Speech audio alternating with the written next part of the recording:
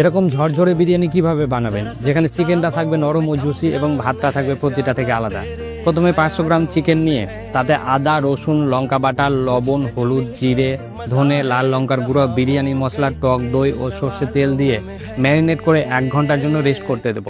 তারপর কড়াইয়ে সাদা তেল গরম করে তাতে কুচানো পেঁয়াজগুলো দিয়ে বেরেস্তা করে আলুটা সেদ্ধ করে নেব। শুধু চিকেনের সাথে দিলে আলু সেদ্ধ হবে না।